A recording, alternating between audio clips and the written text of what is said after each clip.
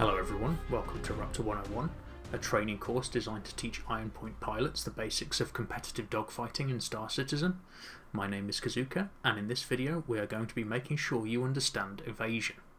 Evasion, or deflection as you will sometimes hear it referred to, is the act of manoeuvring your ship in such a way that you can avoid being shot by your opponent.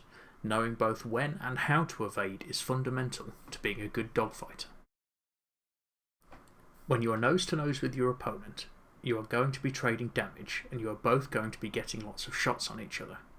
Imagine a cone of death coming out of the front of your opponent's ship, starting from the nose. Your objective is to stay out of that cone whilst keeping them inside your own cone in order to apply damage. You want to move your ship away from your target's nose, both with strafes and with rolls. It's okay to pass through the cone while changing direction, but you don't want to be in it for long. You may also notice that when trying to keep up with you, your opponent overrolls or travels in the wrong direction. This is when you can push in to try to get a better position on them. A good position in master modes is one where you can apply damage with no ability for your opponent to return fire. In this clip, watch as every time I see my opponent bring his nose onto me, I push in a different direction to evade his cone and try to get behind him.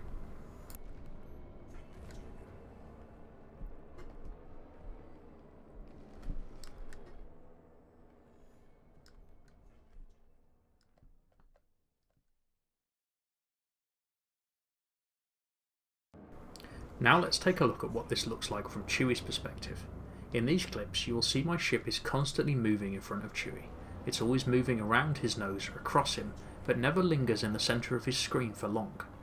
At times I'll push past him with forward strafe to try and hold a position from which I can safely deal damage while receiving none in return. This means the damage trade is significantly in my favour. This is done with a constant combination of both left and right strafe, roll and up strafe.